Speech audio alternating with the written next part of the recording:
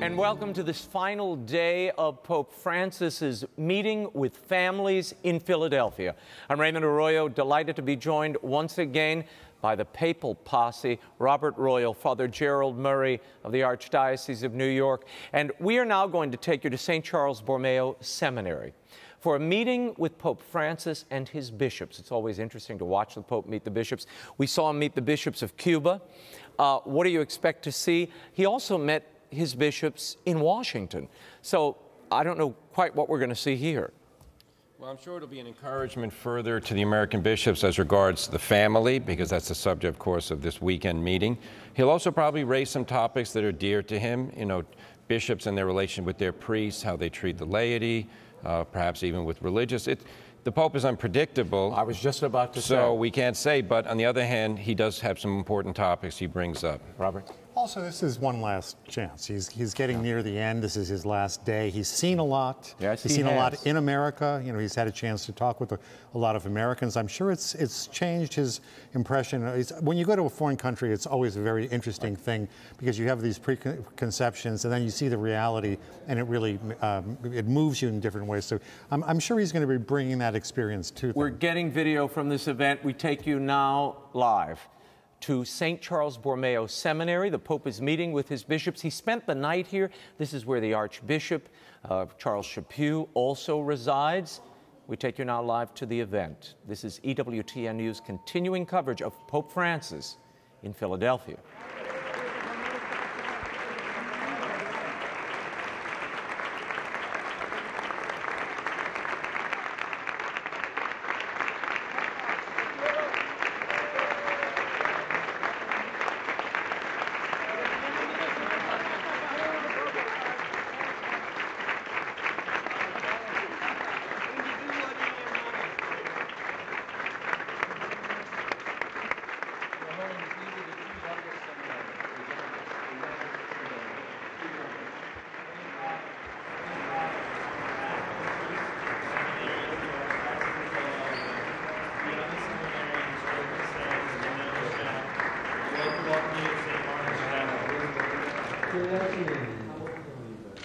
Yo soy 17 años y yo soy la seminarista más joven del Carismático del Camino Nominal. Yo soy el primero de 10 hermanos. Yo soy aquí como director, vicerrector de los seminaristas de mi seminario. Bienvenidos a Filadelfia. ¿Hiciste la primera comunión?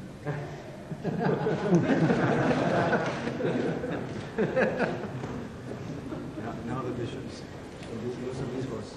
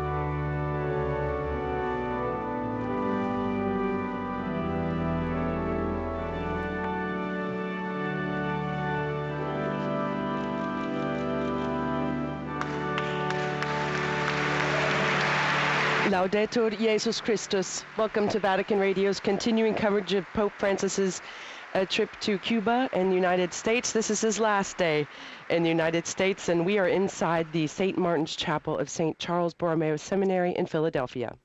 Your Holiness, Your Eminences, my dear brother bishops, Archbishop Paglia, dear friends in Christ. We began our planning for this World Meeting of Families with Archbishop Paglia and his staff nearly 3 years ago. We didn't know what to expect. The church in Philadelphia was facing some very hard financial and legal problems. Our priests and our people were hurting from years of very painful news. And the national debate over same-sex issues, the nature of marriage, and the meaning of family became more intense. But we put our trust in the Lord, and we believed that He'd somehow make it work. The months since have had many surprises, but also a great deal of grace. Over the past week, I've been moved by the thousands of families, and especially young people, who are hungry for a closer walk with Jesus Christ. They reminded me again that God made us for happiness and meaning. We can't live without intimacy and purpose.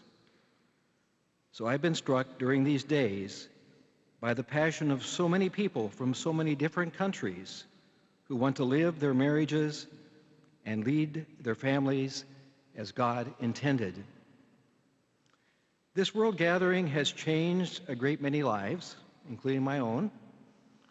It's been a source of new hope, both for the city and for the Church of Philadelphia. My dear brother bishops, it could not have happened without your prayers and support. This past week has been a blessing for the Church worldwide, but especially here in North America. The Philadelphia community will always be grateful to you, to the Pontifical Council for the family, and especially to you, Holy Father, Pope Francis, for giving us this great opportunity to experience God's grace. Holy Father, welcome once again. And that's Archbishop Chaput, the Archbishop of Philadelphia, who has organized this World Meeting of Families, the two having a fraternal embrace. We are at St. Charles Borromeo Seminary inside St. Martin's Chapel, where the Holy Father is meeting with all the bishops who have come to be here for the World Meeting of Families. We'll now hear from Pope Francis.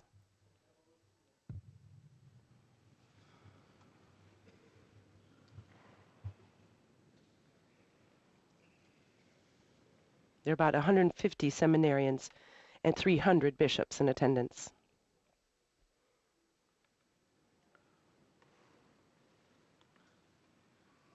Hermanos obispos, buenos días. My brother bishops, good morning.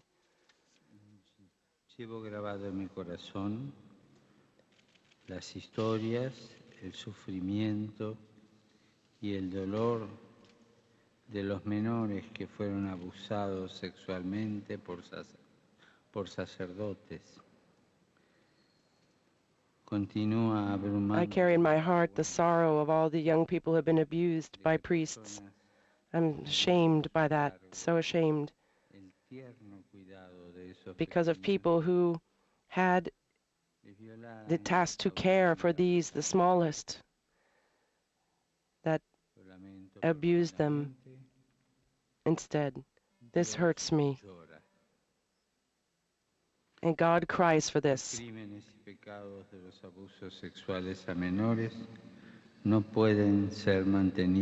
The crimes, sexual crimes against minors, they cannot be kept secret.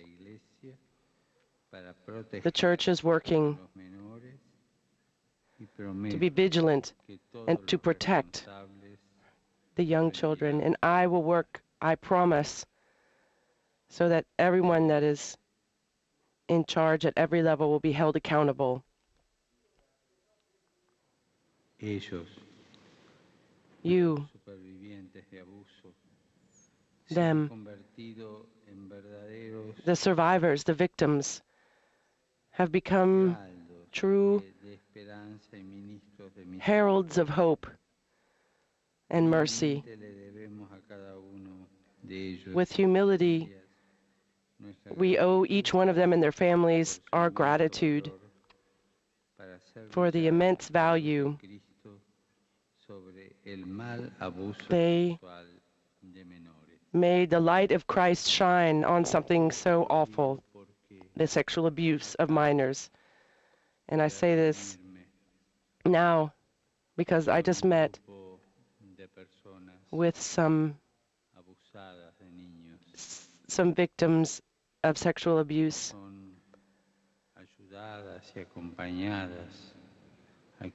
And at this time,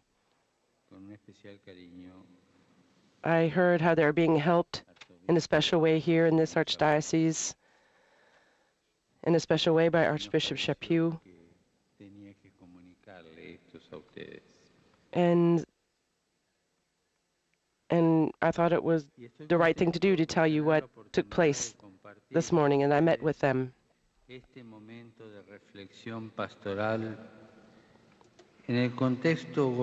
Holy Father, now continuing with his prepared remarks, greeting his brother bishops, he says, "I'm happy to be able to share these moments of pastoral reflection with you amid the joyful celebrations of the World Meeting of Families." I'm speaking Spanish because they tell me that everybody knows some Spanish. For the Church, the family is not the first and foremost a cause for concern, but rather the joyous confirmation of God's blessing upon the masterpiece of creation.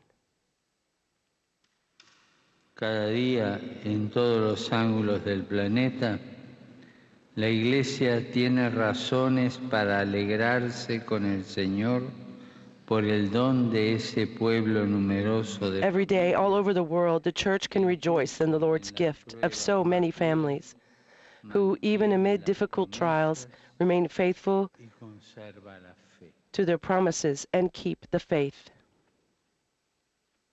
Pienso que el primer impulso pastoral de este difícil periodo de transición, I would say that the foremost pastoral challenge of our changing times is to move decisively towards recognizing this gift.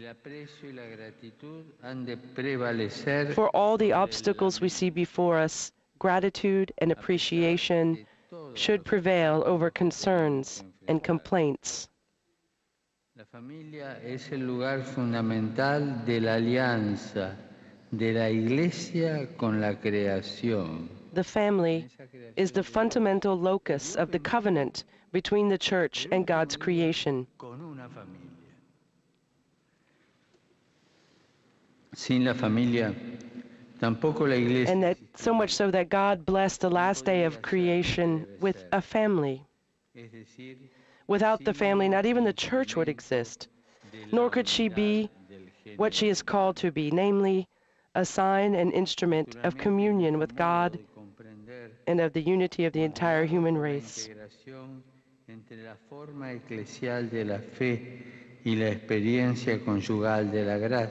Needless to say, our understanding, shaped by the interplay of ecclesial faith and the conjugal experience of sacramental grace, must not lead us to disregard the unprecedented changes taking place in contemporary society, with their social, cultural, and now juridical effects on family bonds. These changes affect all of us, believers and non-believers alike.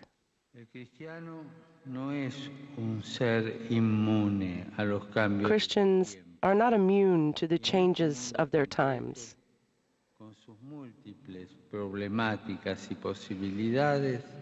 This concrete world, with all its many problems and possibilities, is where we must live, believe, and proclaim. Hasta hace poco vivíamos en un contexto social donde la afinidad entre la institución civil y el sacramento cristiano era fuerte y compatible. Until recently, we lived in a social context where the similarities between the civil institution of marriage and the Christian sacrament were considerable and shared. The two were interrelated and mutually supportive. This is no longer the case.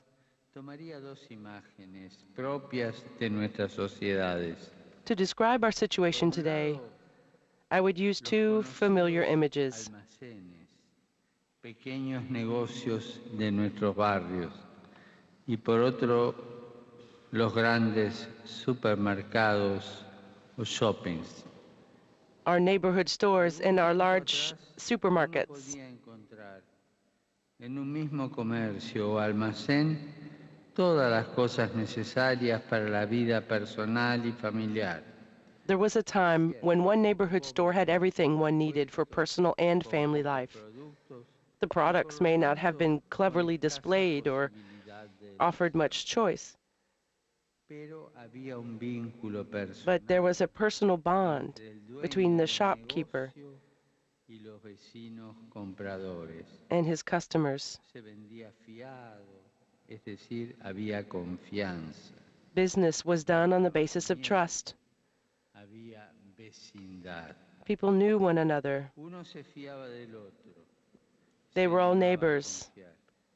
They trusted one another. They built up trust.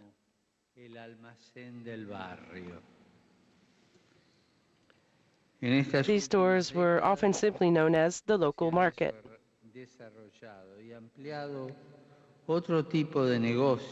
Then a different kind of store grew up, the supermarket.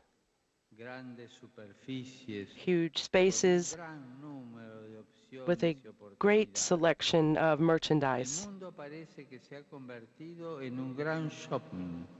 The world seems to have become one of these great supermarket shopping centers. Our culture has become more and more competitive. Business is no longer conducted on the basis of trust. Others can no longer be trusted.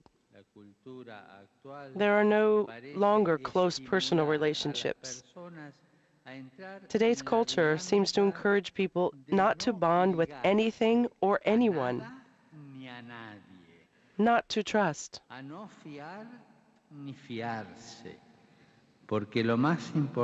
The most important thing nowadays seems to be follow the latest trend or activity. This is even true of religion. Today, consumerism determines what is important. Consuming relationships, consuming friendships, consuming religions, consuming. Whatever the cost or consequences.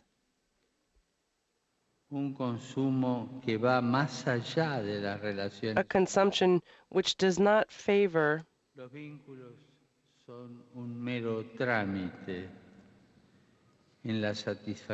bonding, a consumption which has little to do with human relationships. Special bonds are a mere means for the satisfaction of my needs. The important thing is no longer our neighbor with his or her familiar face, story, and personality. Genera una cultura que descarta todo aquello que ya no sirve o no satisface. The result is a culture which discards everything that is no longer, quote, useful or satisfying for the tastes of the consumer.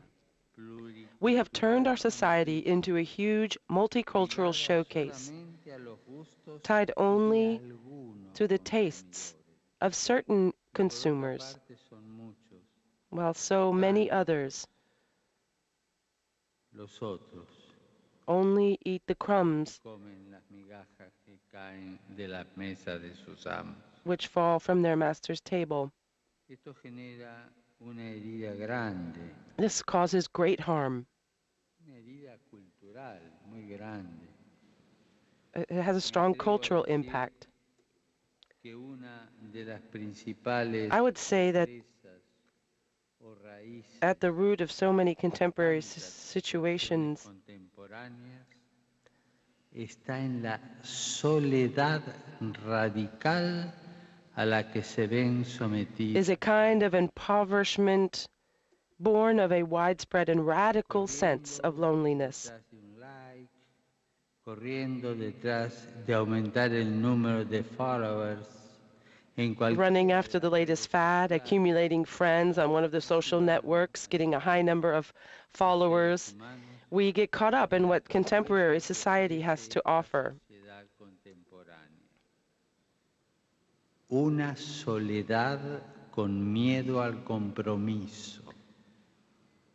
Loneliness with fear of commitment Desenfrenada and a limitless por sentirse reconocido. effort to feel recognized. ¿Debemos condenar a nuestros jóvenes por haber crecido en esta sociedad? Should we blame our young people for having grown up in this kind of society? Anatematizarlos Should we condemn them for living in this kind of world? Ellos deben escuchar de sus pastores. Should they hear their pastors saying, it was all better back then, El mundo es un desastre. the world is falling apart, Si esto sigue así, and if things go on this way, vamos a ir a parar. who knows where we will end up? Esto me suena a un tango argentino. We hear this sometimes in Argentina. No creo que este sea No, el camino. I do not think that this is the way. Nosotros, pastores, As tras shepherds, las huellas del pastor, following in the footsteps of the Good invitados Shepherd, a buscar, we are asked to seek out, levantar, to accompany, curar las heridas de nuestro tiempo, to lift up, mirar la realidad to bind up the wounds of con our los time, ojos de aquel que se sabe interpelado al movimiento, a la conversión pastoral. to look at things realistically with the eyes of one who feels called to action, to pastoral conversion. The world today demands this conversion on our part. It is vitally important for the church today to go forth and preach the gospel to all places, on all occasions, without hesitation, reluctance, or fear. The joy of the gospel is for all people. No one can be excluded. Para consumir. No entra en esta cultura. Joy is not a product to be consumed. It is not in the consumeristic world. It won't be found there.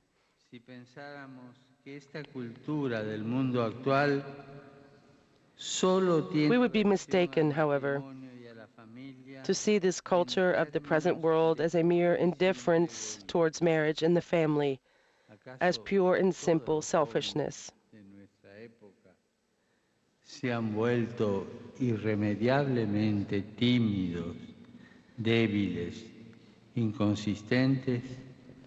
Are today's young people hopelessly timid, weak, and consistent? We must not fall into this trap. Many young people, in the context of this culture of discouragement, have yielded to a form of unconscious acquiescence. Y no siguen los impulsos más hermosos, más altos. They are paralyzed when they encounter the beautiful, noble, and truly necessary challenges which faith sets before them. Many put off marriage while waiting for the ideal conditions when everything can be perfect. Meanwhile, life goes on without really being lived to the full.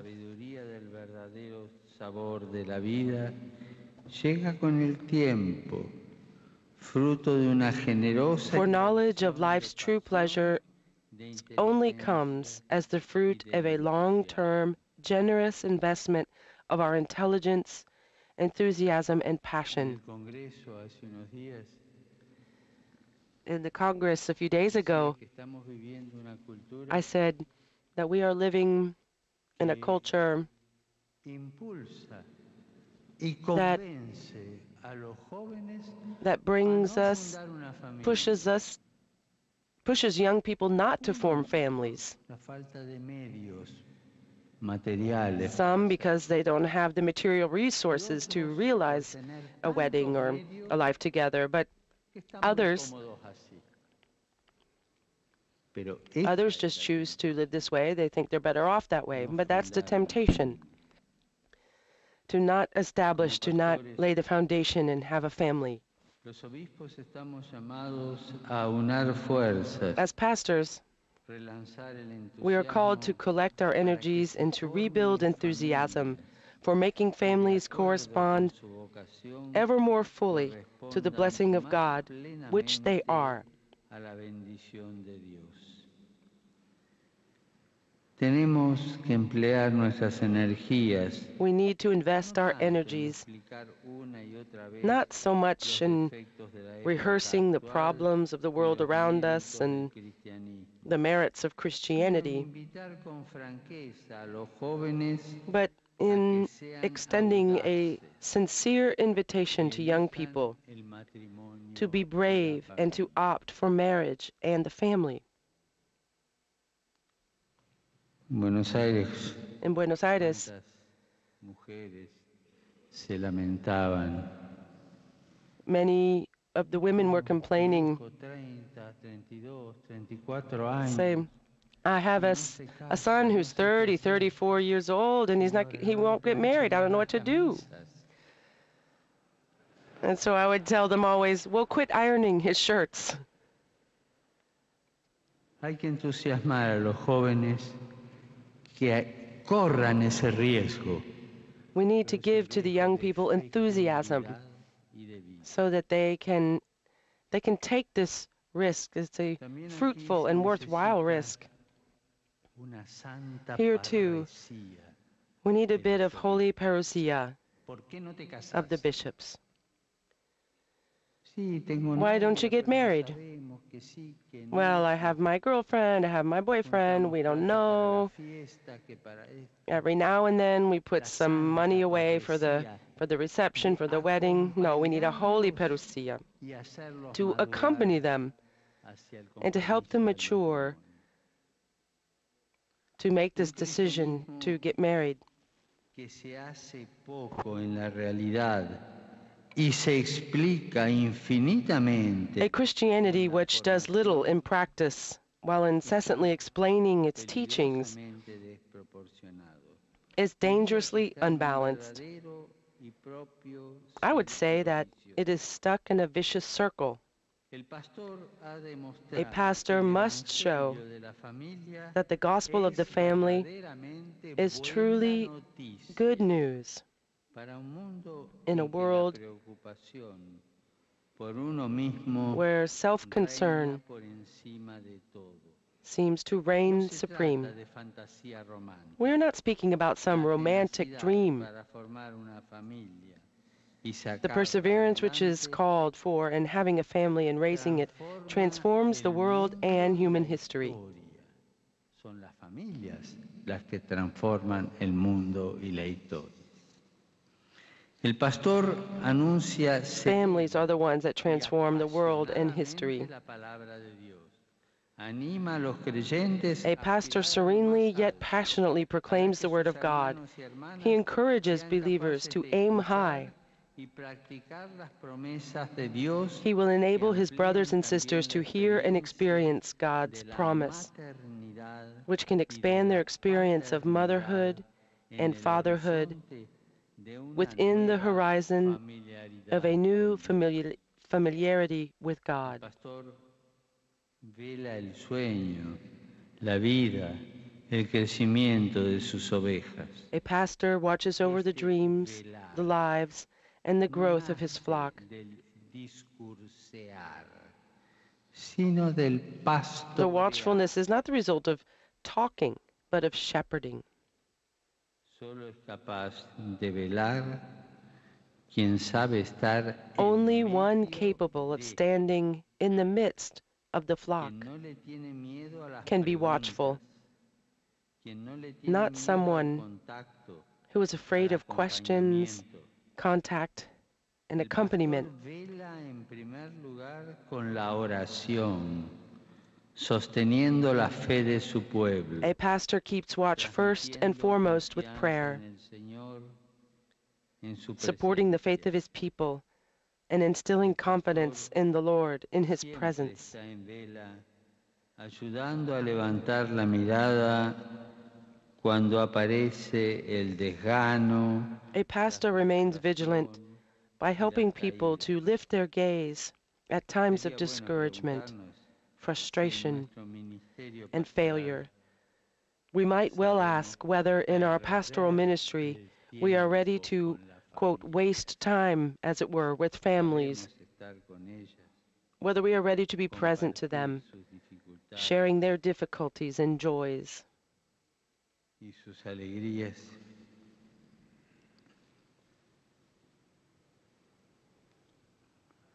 Naturalmente, Naturally, el rasgo fundamental del estilo de vida del obispo experiencing the spirit of this joyful familiarity with God, vivir el espíritu de esta gozosa familiaridad con Dios y, en segundo lugar, difundir and la spreading emocionante fecundidad, its powerful evangelical fruitfulness, rezar y Pray. anunciar el Evangelio.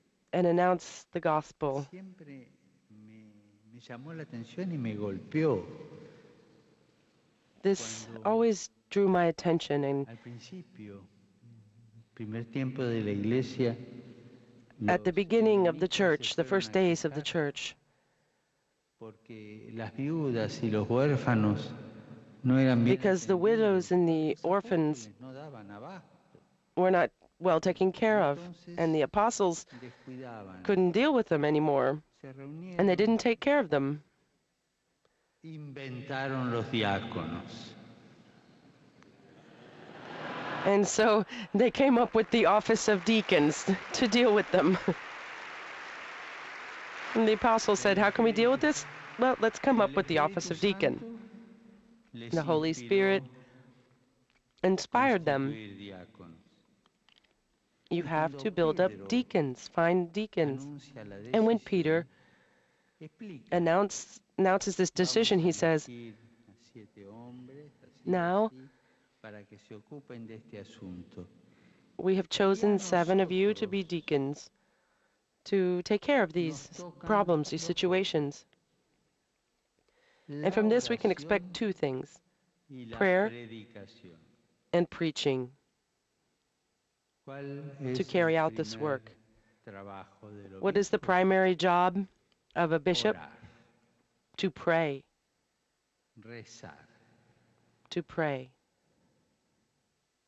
El segundo trabajo que va junto con And the esto, second job, task of a bishop, that goes with the first, is that of preaching. nos ayuda. It Esta helps us. definición dogmática. Si me equivoco, Cardenal Melo, Dogmatic definitions help us. nos ayuda. If not, you'll have to deal with Cardinal Mueller, who's in charge of the Congregation for the Doctrine of the Faith. ¿Cuál es But this el helps us rol del obispo? because El obispo es it gives a constituido definition of a para bishop pastorear, es pastor, and what his role is. pero pastorear primero con He la is a shepherd. oración He y needs con to el shepherd anuncio. and proclaim Después viene and to take todo care of lo the demás sheep. si queda And tiempo. to do that, he needs to pray and preach. And if there's time, he can get to the rest of the things he has to do. Nosotros mismos, por tanto, aceptando con humildad el aprendizaje cristiano de las virtudes domésticas By our own humble Dios, Christian apprenticeship and the familiar virtues of God's people, a we will become more and more like fathers and mothers, as did St. Paul. He's talking about the first letter of St. Paul to the Thessalonians, chapter 2. And less like the people who have simply learned to live without a family. Alejarnos de la familia nos va llevando a ser personas Distancing ourselves from the family make us people that we are people that have learned to live without family. This is not a good thing. Our ideal is not to live without love. No. A good pastor renounces the love of a family precisely in order to focus all his energies and the grace of his particular vocation on the evangelical blessing of the love of men and women who carry forward God's plan of creation, beginning with those who are lost, abandoned, wounded, broken, downtrodden, and deprived of their dignity.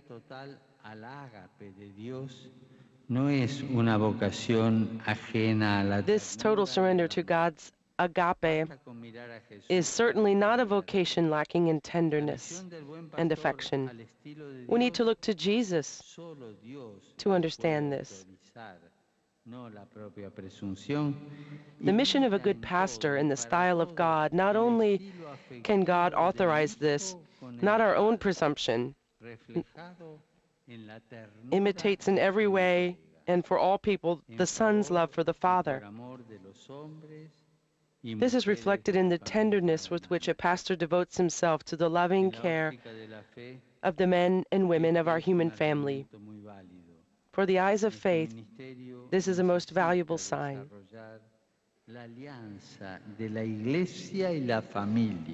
Our ministry needs to deepen the covenant between the church and the family.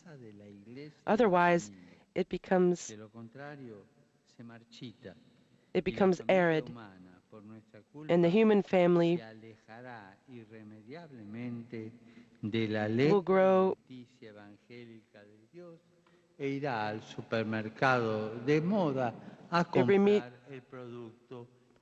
will become distant by our own fault, like those great supermarkets.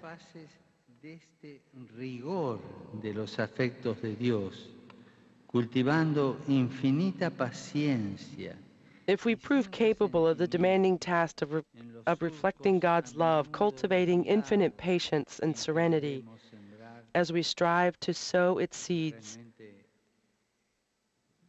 in the frequently crooked furrows in which we are called to plant, because we have to plant our seeds in sterile ground, in dry earth, then even a Samaritan woman with 5 non-husbands will discover that she is capable of giving witness.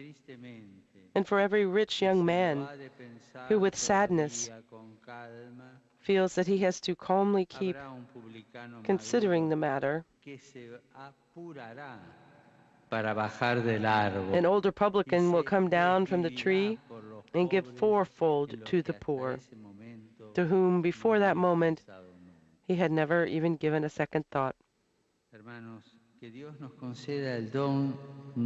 Brothers, may God grant us this gift of a renewed closeness between the family and the church.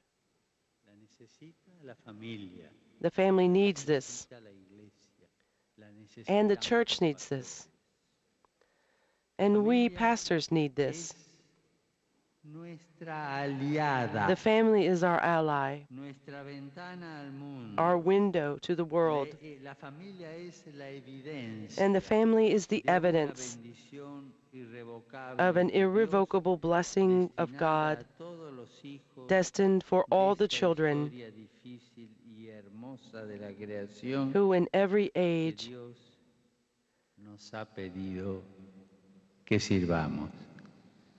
are born into this difficult yet beautiful creation which God has asked us to serve.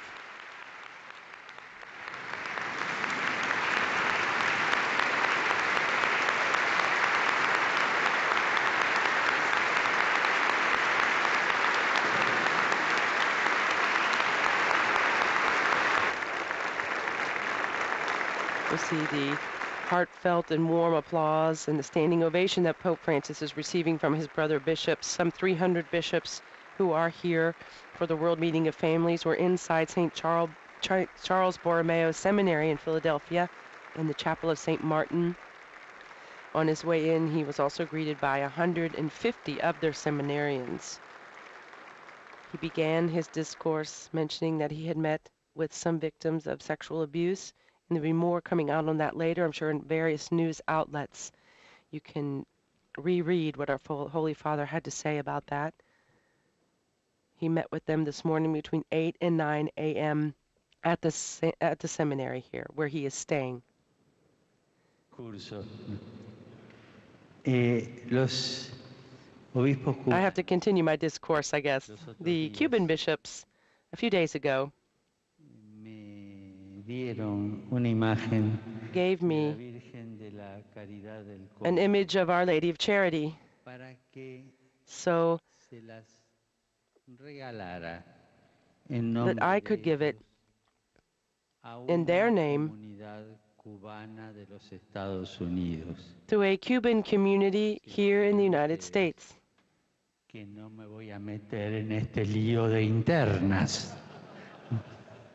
Well, I'm not going to get in between this internal discussion.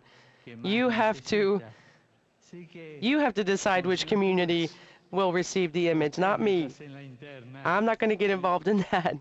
So, Archbishop Kurtz, you're the president of the U.S. Bishops' Conference. It's up to you, because I don't want to take sides in this difficult decisions on which group will receive this image. Again, this is an image of Our Lady of Charity given to Pope Francis by the Cuban bishops. And we see Archbishop Kurtz there. Said, if you don't mind, Archbishop Kurtz, you decide which Cuban community here in the United States should receive it. The Cuban bishops gave the image to Our Lady, specifically saying, please give it to a Cuban community in the U.S. Thank you. That was just that, and now I'm done. That was my task, and I carried it out. And he's giving to the rector here of the chapel the chalice as a gift, and that is often the case when he visits somewhere. So that way, when they celebrate Mass here in the seminary, they will have that gift as a memento. Again, that's the Most Reverend Timothy Sr., the rector here of St. Charles Borromeo Seminary, where the Pope is residing while he's here in Philadelphia, but this is his last day in Philadelphia. He is coming back to Rome later today, but he's got a full day ahead.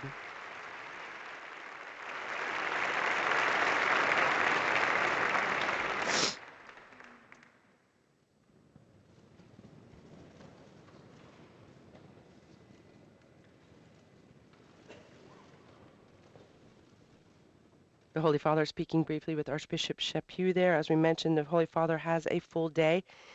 It wasn't hard for him to get here because this is where he is staying while he's in the city of brotherly love, a city which has truly embraced him.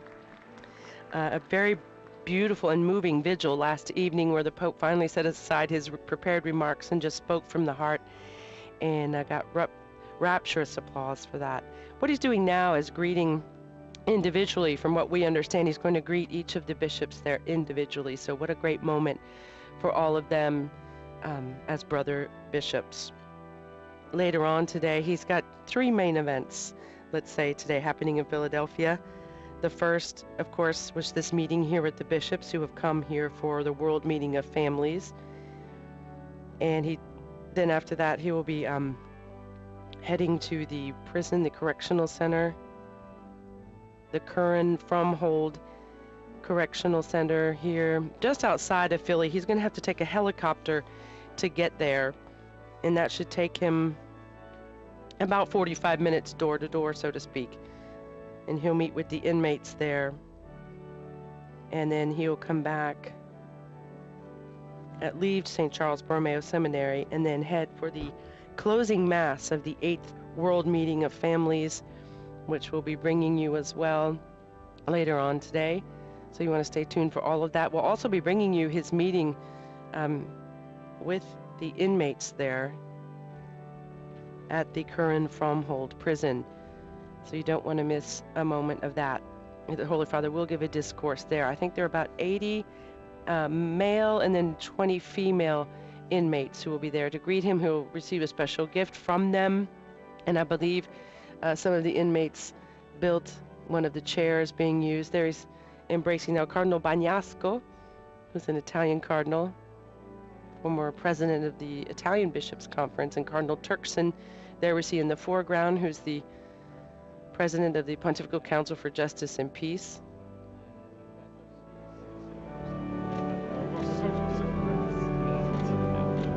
So these are people that he would see regularly in Rome, and he might be ready to see a few familiar faces from Rome, so to speak. He's been gone quite a long time, and on the contrary, as would happen with any of us on a long voyage, he is just getting more and more energetic as he goes along.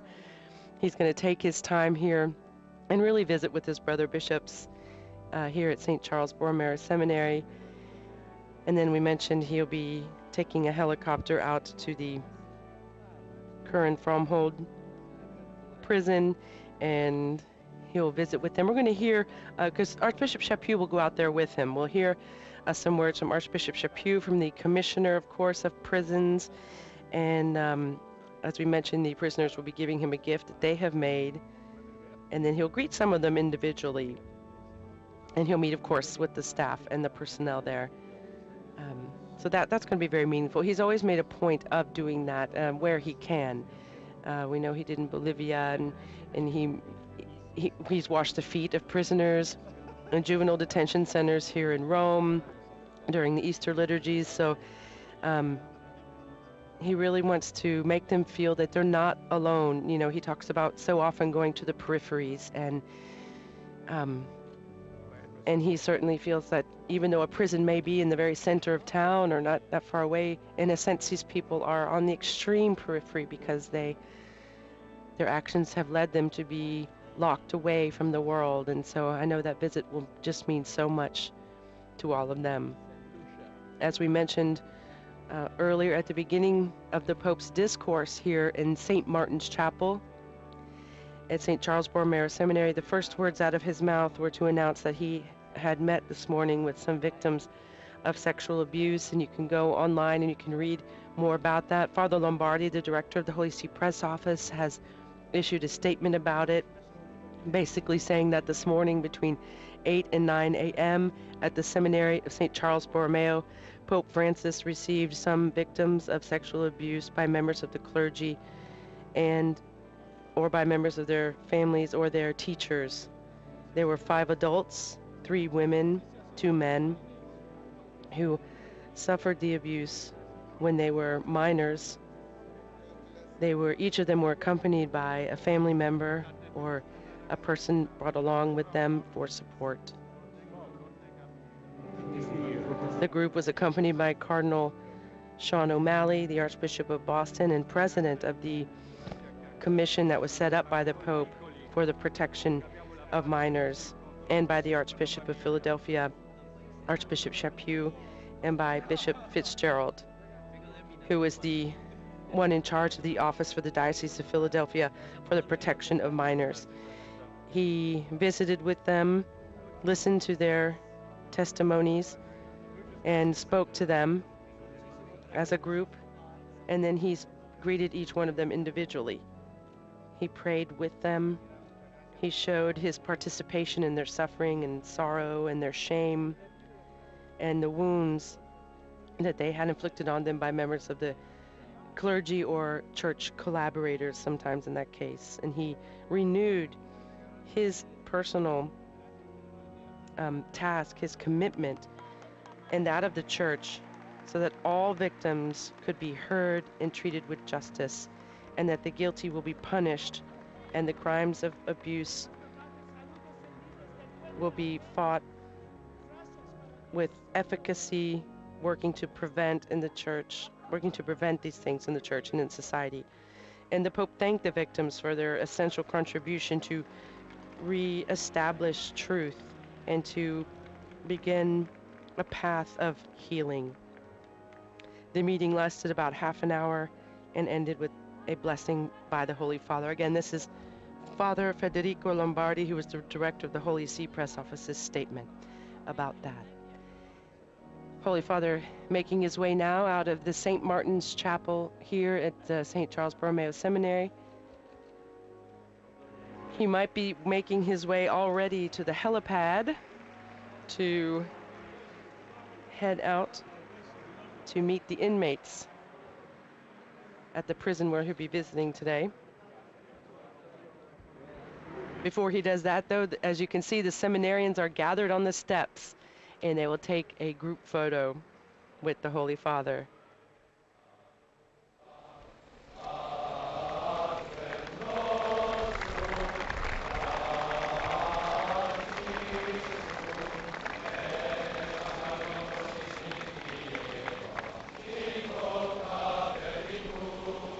We saw them singing here yesterday as the Pope encouraged them to sing happy birthday to Archbishop Chaput, whose birthday was yesterday. Let's hear them singing now.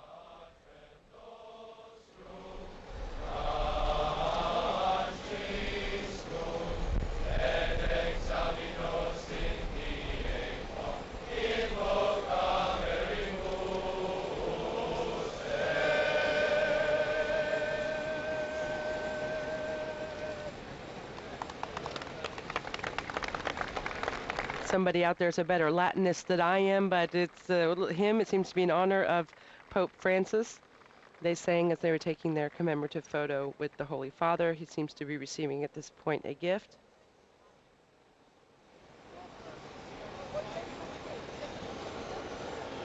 And the Pope Mobile, the little, it's either the golf cart he took this morning or the little Fiat.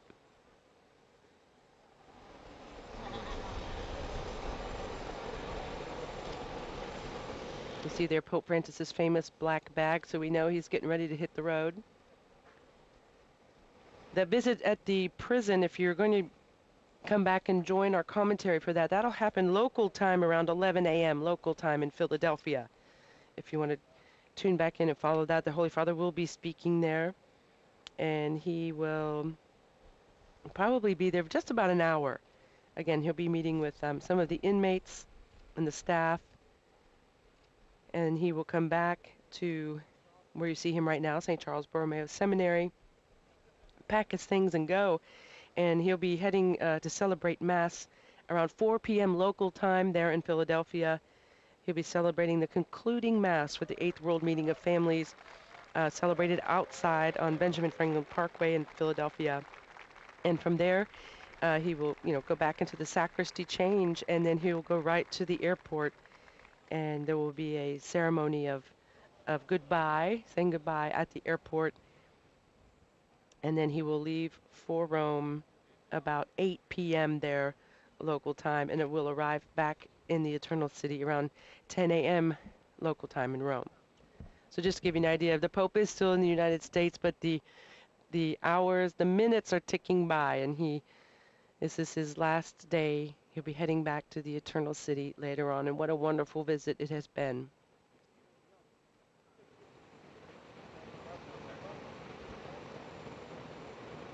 We'll see the golf cart. That's the Pope Mobile for today while he's on St. Charles Borromeo property anyway. He took him to the chapel this morning.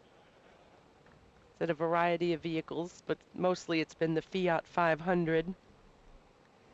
And the Italians are happy about that. He has a little piece of Italy there with him.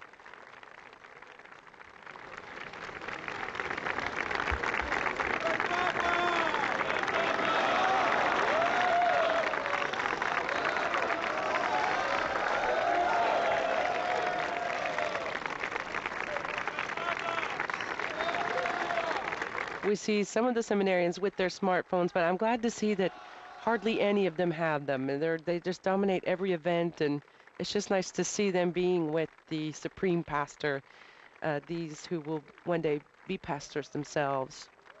So just enjoying that moment. Pope Francis getting in the club car,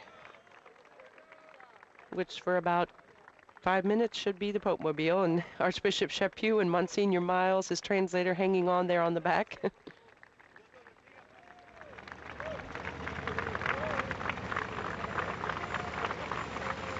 So they will make their way across the grounds here at St. Charles Borromeo Seminary. Very important speech this morning, not only about his meeting with the survivors of sexual abuse, but also to bishops to combat that loneliness that leads us not to form families, to not have the courage to commit to relationships and so on. So he was, all of these discourses, you have to go back, you have to reread them in the media or wherever you get your Catholic news from. Again, he's making his way to the helicopter. He's a little bit ahead of schedule. He's heading over now to the correctional facility where he will meet with some inmates at the Curran Fromhold prison just outside of Philadelphia. He'll be taking a helicopter there. He'll come back, get his bags, and again, around 4 p.m. local time in Philadelphia, he's going to celebrate that final Mass, and that will be his last big public event here. And so you really want to tune in for that. His kind of final message at the end of such a historic trip, the final Mass for the World Meeting of Families. That's a discourse that's just going to be so important, I think, for all of us to hear how he's going to wrap all of this up, so much that he has accomplished here. And then the Mass should be over. Mass should be about 2 hours, so starting about 4 p.m., should be over around 6 p.m. local time there. And from there, he will head right to the airport and take off for Rome around 8 p.m. So just to give you an idea of the rest of Pope Francis's day, we'll leave you with these sights and sounds of him making his way out to the helicopter. I'm Mary Shovelin on behalf of all of us here at Vatican Radio and all of us on the ground there in the U.S. and who have been traveling with the Holy Father, and for Vatican TV for providing such wonderful coverage. We thank you for joining us, and we look forward to having you right back here for the Pope's meeting with the inmates in the prison. Laudetur Jesus Christus.